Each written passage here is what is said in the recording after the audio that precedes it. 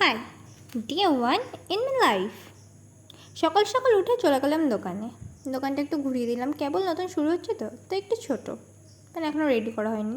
দেন বাড়ি এসে রেডি হয়ে কলেজে যাওয়ার উদ্দেশ্যে বেরিয়ে পড়লাম। অ্যাকচুয়ালি কলেজে কোনো কাজ থাকলে তবেই আমি কলেজ যাই, নয়তো আমার কলেজে যাওয়ার কোনো ইন্টেনশন নেই, আর পরীক্ষা দিতে যাই।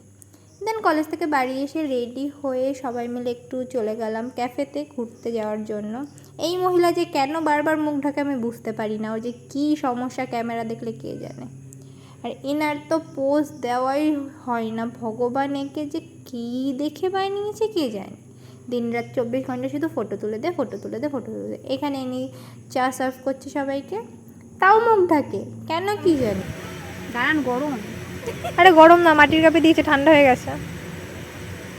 আমার ফুটে আরো মিষ্টি হয়ে গেল চাটা। অবশ্যই, পেতনিদের ফুটে আবার মিষ্টিও হয়। ওটা তেতো হয়, যেটা তোর হবে এখন। উফ, বলুন কেমন খেতে ম্যাম? আমি সবাইকে একটু খাবারটা বেড়ে দিচ্ছিলাম।